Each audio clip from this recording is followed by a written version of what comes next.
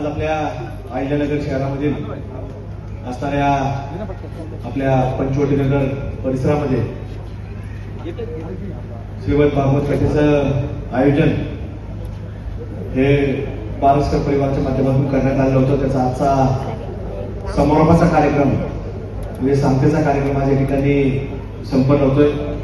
त्याकरता मंचावर उपस्थित असणारे ज्यांनी आपल्याला 7 दिवस या कथेच्या माध्यमातून आपल्याला एक धर्माचं महत्व किंवा एक प्रभू रामचंद्राबद्दलची एक वेगळी आपल्याला माहिती या निमित्तानं त्यांनी आपल्या सर्वांसमोर मांडली असे गुरुवर्य मंदार बुवा ज्यांनी आता मनोगत व्यक्त केलं असे आदरणीय सुजय दादा आणि आज त्यांचा वाढदिवस आहे आणि वाढदिवसाचं औचित्य साधून 7 दिवस एक वेगळा सप्ताह त्यांनी आयोजित केला असे सन्मान्य बाळासाहेबजी मंचावर उपस्थित असणाऱ्या आपल्या भागाच्या लाडक्या नगरसेविका दीपाली वहिनी उपस्थित असणारे दत्ता पाटील सतीशजी सर्व उपस्थित असणारे बाळासाहेबांचे सर्व मित्र परिवार त्यांच्या कुटुंबातील सर्व सदस्य या प्रांगणामध्ये उभा असणाऱ्या सर्व आमच्या माता भगिनी सर्व ज्येष्ठ नागरिक सर्व आमचे बालमित्र सर्व पत्रकार बांधव गेल्या 7 दिवस आपण सर्वच मान्यवरांनी या कार्यक्रमाला हजेरी लावली आणि हजेरीच्या माध्यमातून या कार्यक्रमाची शोभा वाढवण्याचं काम हे आपण सर्वांनी केलं आहे. 7 दिवस मंदार बुवा देखील आपल्या सर्वांमध्ये या ठिकाणी आपल्या सर्वांमध्ये उपस्थित होते आणि त्यांच्या माध्यमातून देखील आपल्याला एक त्या भागवत कथेचा एक वेगळा आनंद देखील आपण सर्वांनी घेतलेला आहे. दरवर्षी आपल्या या परिसरामध्ये आपलं मंदिर असल्या कारणानं आपण श्रीराम जन्मोत्सव साजरा करतो. वर्षभरामध्ये वेगवेगळे धार्मिक कार्यक्रम आपण या ठिकाणी उत्सवामध्ये साजरे करतो आणि त्या माध्यमातून या राम मंदिराच्या माध्यमातून इथं प्रत्येक कुटुंब या मंदिराशी आता जोडले गेलं आहे. म्हणून पंचवटी नगर या पाईपलाईन रोडच्या उपनगरामधले महत्वाचं एक वेगळी ओळख या पंचवटी नगरची आहे आणि ती फक्त आणि फक्त या राम मंदिरामुळे तुमच्या सर्वांच्या सहभागामुळे या ठिकाणी याला एक वेगळं महत्व प्राप्त झालं आहे. म्हणून हे कार्य पुढे नेत असताना बाळासाहेबांना देखील वाटलं की आपण विकासात्मक काम करतोच आहोत. विकासात्मक काम महानगरपालिकेच्या माध्यमातून शासनाच्या निधीच्या माध्यमातून सातत्याने ते करत चालले आहे. मग पाणी असेल, रस्ता असेल, लाईट असेल, ड्रेनेज असेल, या वेगवेगळ्या सुविधा त्यांनी आपल्या प्रत्येक भागामध्ये प्रभाग क्रमांक 1 मधल्या प्रत्येक भागामध्ये प्रत्येक गल्लीबोळापर्यंत त्यांचं कुठलं ना कुठलं काम ते पोहोचलंच आहे. पण विकासात्मक काम पुढे जात असताना त्याला कुठेतरी धर्माची जोड ही देणं गरजेचं असतं आणि म्हणून त्यांनी आज या निमित्तानं या कार्यक्रमाच्या माध्यमातून विकासाला कुठे धर्माची जोड दिली आणि धर्माची जोड दिल्याशिवाय संस्कार देखील मिळत नाही. त्यामुळं या कार्यक्रमाच्या माध्यमातून जेवढ्या आमच्या माता भगिनी आल्या त्यांच्याबरोबर असणारी सगळी लहान मुलं असतील याला चांगल्या प्रकारचे संस्कार देखील कुठेतरी या धर्माच्या कामाच्या माध्यमातून मिळण्याकरता म्हणून आता उपक्रम हा त्याचाच एक भाग आहे. आता दादांनी सांगितलं आता काम सुरू झाले, आता काम पहिल्यापासून सुरू आहे. फक्त आता जरा ज्याला म्हणतो आपण म्हणजे उकळून टाकण्याचं काम आता सुरू झालं आहे आणि म्हणून तशा प्रकारे ते आपण जे काही काम करतो ते सातत्याने आपण सगळेच मंडळी करत आलो.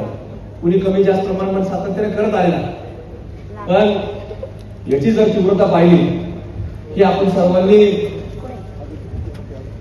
व आम्ही या लोकसभेच्या निवडणुकीत पाहिली आम्ही जास्त की लोकसभेच्या निवडणुकीमध्ये एक मोठा समुदाय, विशेषतः नाव घेऊन सांगायचं म्हटलं मुसलमान समाजाचा समुदाय हा एकरित्या डायरेक्ट विरोधामध्ये जाणं, त्यांनी वेगळी प्रकारची भूमिका घेणं आणि त्याच्यात महाराष्ट्रामध्ये असेल, राजस्थानमध्ये असेल, युपी सारख्या राज्यामध्ये असेल, तिथं हे सगळे लोक एकत्र झाल्यामुळं आपले लोक कमी पडले, ते लोक एकत्र झाले आणि त्याच्यातनं लोकसभेचा निकाल या 3 राज्यामध्ये वेगळ्या प्रकारे लागला. याचं फक्त आणि फक्त कारण की आपण सगळे लोक गाफील राहिलो आणि म्हणून आता नंतरच्या काळामध्ये आपण पाहिलं की आपल्या सर्वांना माहिती झालं. आता तुम्हाला माहिती नाही, पण जसं इथं नगरच्या भागामध्ये लोकसभेचा निकाल लागला, आम्ही सगळे लोक निकाल लागल्यानंतर दुसऱ्या दिवशी आम्हाला सकाळी 6:30ला फोन आला. फोन असा आला बुवा ते म्हटले की मध्यवर्ती शहरात होतो कापड बाजार परिसर. ते म्हणले आम्ही रोज रुटीन प्रमाणे 5 वाजता आम्ही फिरायला जातो. त्यावेळेला जरा आमच्या लक्षात आलं नाही, पण 6:30ला त्याच्यावर रिटर्न येत होते लोक पायी पायी. तर त्यांनी बाजारपेठेमध्ये काय पाहिलं, तर बाजारपेठेमध्ये त्यांनी रात्री 12च्या नंतर जी मिरवणूक झाली तर सगळ्या ठिकाणी त्यांनी हिरवा गुलाल पाहिलेला. आणि म्हणून तो हिरवा गुलाल पाहिला. त्या लोकांनी पाहिल्यावर मला सकाळी 6:30ला फोन केला. मी 7 वाजता तिथे पोहोचलो. महानगरपालिकेच्या अधिकारी त्या ठिकाणी बोलवले, कर्मचारी बोलवले, अनेक लोक बाजारपेठेत तिथे उपस्थित झाले होते. मग आम्ही असं अगदी दिल्ली गेट पासून ती मिरवणूक सुरू झाली होती. आम्ही सगळेजण सकाळी तिथे गेलो. दिल्ली गेट असेल तिथं एक जुनं एक कार्यालय एक जणांचं, पण ते कार्यालय आता ते सगळं हिरवं झालेलं आहे, कारण त्या कार्यालयानुसार हिरवा गुलाल होता. आणि तिथून आम्ही पुढे आलो. तेलेकुंट असेल, कापड बाजार असेल, जुना कापड बाजार असेल, या सगळ्या ठिकाणी तुम्हाला सांगतो. मग तो प्रवास असा चंडीगडच्या पुढं मुकुंदनगर पर्यंत गेला. पहाटे 5 वाजल्यापर्यंत तुम्हाला सांगतो सगळं हिरवं हिरवं चालू होतं. आणि तिथं परशुराम कुंट जो परिसर आहे त्या ठिकाणी देखील आमचे गवळी समाजाचे काही बांधव त्यावेळेला होते. त्यांच्या अंगावर रात्री 1-1:30 वाजता ज्यावेळेस ते उपस्थित होते बाहेर, कशाची घरी पाहिले त्यांच्या अंगावर टाकलेला होता. ही हिंमत कशामुळे व्हायला आली, ही फक्त तुम्हाला सांगतो कुठेतरी आमच्या मताला महत्व आहे. आमच्याशिवाय कुणी काही ठरू शकत नाही राजकारणामध्ये, आमच्या मतालाच फार महत्व आहे.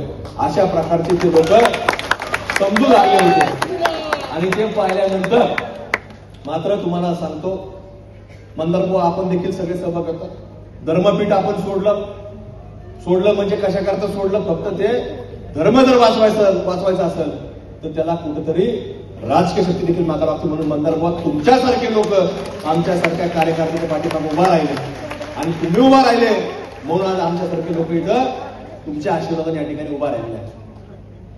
आणि मग त्या माध्यमातून आज आपण पाहिलं जवळपास 65,000 मतं या शहरामध्ये त्या लोकांचे आहेत. एक विशिष्ट समाजाचे आहे, मुसलमान लोकांचे आहे. दुसरा एक समाज आहे त्याचे जवळपास 27-28,000 मत आहे. त्या 65 पैकी जवळपास 40,000 ते झाले. ते एकतर्फी बाजूला गेले. समोरच्या एक दुसरा समाज आहे त्याचे जवळपास 22-23,000 झाले. मग जवळपास हेच मतं हे 60च्या घरामध्ये झाले. मग या लोकांच्या जोरावरती तुम्हाला सांगतो काही लोकांचा प्रयत्न झाला. आपल्या अहिल्यानगर शहरामध्ये देखील गणपती विसर्जनच्या मिरवणुकीमध्ये काही लोक केडगाव भागातून आले आणि त्यांनी देखील नगरमध्ये येत असताना विसर्जन मिरवणुकीमध्ये कव्वाली वाजवण्याचा प्रयत्न केला. कव्वाल्या वाजवल्या आणि तुम्हाला सांगतो या कव्वाली वाजवल्यामुळे देखील केडगाव भागात देखील लोक नाराज झाले की अशा प्रकार जर नगरमध्ये सुरू झाल्या तर याचे दुष्परिणाम हे शहरामध्ये नाही तर तुम्हाला सांगतो संबंध महाराष्ट्रामध्ये प्रथा सुरू होईल. कव्वाली आपण देखील वाजवू, पण त्या लोकांनी जर मोहरम मध्ये गणपतीचे जर गाणे वाजवले तर आपली देखील कव्वाली वाजवायची तयारी आहे. हरकत नाही, त्यांनी प्रभू रामचंद्राचं गाणं वाजवावं, आपली तयारी आहे.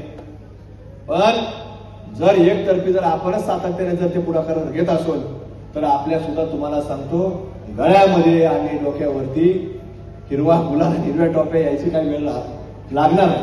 त्यामुळे आपल्याला हे सगळं आपण पाहिलं, हे पाहिलं आणि आम्ही अनुभवलं आणि त्याच्यामुळे आज कुठेतरी ते कव्वाल लोक असतील, ज्या हिरव्या गुलाल उधळणारे लोक असतील, यांच्या सगळ्या लोकांनी तुमच्यासारख्या आमच्या माता भगिनींनी या निवडणुकीच्या मतपेटीच्या माध्यमातून बंदोबस्त केला. आज कुठेतरी या कुठल्याही प्रकारचे नाहीतर टीव्हीवर दाखवत होते अपक्ष येणार, अपक्षाची मदत लागणार, पण तुम्हाला सांगतो त्या हिरव्या सापांबरोबर या सगळ्या लोकांचा बंदोबस्त भुईसपाट या संबंध महाराष्ट्रातल्या सकल हिंदू समाजाच्या वतीनं या ठिकाणी करण्यात आला. आणि म्हणून हे सगळं काम आज कुठेतरी पुढे जात असताना जय जय प्रभू रामचंद्र भगवान की म्हणून हे सगळं काम आता सुरू झालं.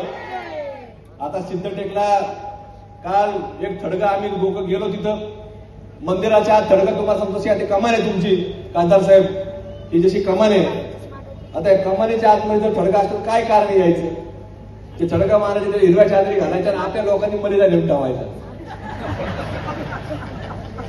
आणि म्हणून हे अशा ठिकाणी हे प्रत्येक ठिकाणी काय इथंच नाही, हळूच कोणतरी येतं भाईचारा करता आपल्यामध्ये घुसतं आणि ते सुरू होऊन जातं. पण आपण बी बांधू, आपण त्याची पूजा करू, हरकत नाही. पण एक मस्जिद मध्ये गणपतीचं प्रभू रामचंद्राचं मंदिर दाखवा, आपण या ठिकाणी तळगे उभा करू. पुढंच पाहायला भेटणार. आपणच काय पुढाकार घ्यायचं, आपलाच काय पुढाकार द्यायचं, या सगळ्या विचार आपण लक्षात घेतला पाहिजे. कुणीतरी हळूच येतं, आपल्या 50 घरांमध्ये एक घर येतं, तुम्ही काय आमचे मित्र येतो, काय मित्र नसतो तुम्हाला सांगतो, ते अजिबात जीव देऊ नका जवळ, ते लक्षात ठेवा. ते एक येणार, पण एकचे कधी 50 करल ते तुमच्या लक्षात येणार. आणि म्हणून आता पुढचं आपलं जे काय आहे नियोजन, बालिक अष्टमोड परिसरामध्ये निवास कॉलेजच्या मागच्या दरवाजामध्ये रोड अपूर्ण राहिला फक्त त्या एक थडग्यामुळे, तर त्याचं देखील थडगाचं काम आता आपल्याला करायचंय. आम्ही महानगरपालिकेच्या आयुक्ताला सांगितलं 31 तारखेच्या आत ते निघालं पाहिजे. नाही निघलं तर काल सिद्धटेकला जे घडलं तेच अहिल्या नगरीमध्ये देखील घडणार आणि त्याची पूर्ण जबाबदारी ही प्रशासनावरती असणार आहे. अशा प्रकारचे कालच आम्ही महानगरपालिकेच्या आयुक्ताला देखील त्या ठिकाणी सांगितलेलं आहे. पण आज बाळासाहेब तुम्ही जो त्याचाच एक भाग आहे, हे काय आहे, त्याचाच एक भाग आहे. सगळ्यांनी तोडायला यावा, सगळ्यांनी कुठेतरी करायला यावा असं नसतं. कुणी प्रत्येकाने जबाबदारी पार पाडायची. आज तुम्ही हा कार्यक्रम भरला, याच्यातनं धर्माचा एक चांगला योग्य विचार आणि प्रसार हा याच्यातून जातो. महाराज आले, बुवा आले, बुवांनी सांगितलं, बुवांच्या वाणीतून हे सगळं आज बाहेर आलं. लोकांच्या मनामध्ये त्याचं एक वेगळं प्रतिमा ही तयार होत असते, धर्माचं एक वेगळं महत्व निर्माण होत असतं. आणि म्हणजे सगळं कार्य आज तुमच्यासारखे लोक आज पुढे नेत आहेत, त्याचा आमच्यासारख्या कार्यकर्त्याला देखील सार्थ अभिमान आपल्या या कार्यक्रमाचा आहे. मग आजचा वाढदिवस तुम्ही पहिले तुमच्या आईला बसवलं, त्या भगवद्गीता आज आपण सगळ्या इथं असणाऱ्या लोकांना वितरित करणार आहे. नंतर सूर्यदादा या ठिकाणी बसले, त्यांच्याही वजन आहेत की आपण भगवद्गीता या ठिकाणी वाटणार आहेत. आणि माझं जरी वजन कमी असलं पण तरी त्या तितक्या का वजनाच्या व्हायला थोड्या पोहोचणार आहे. त्यामुळं हे पोहोचवणं हे तितकं महत्वाचं आहे. त्यामुळे तुम्ही आज जो निर्णय घेतला निश्चित हा फार चांगला निर्णय आहे.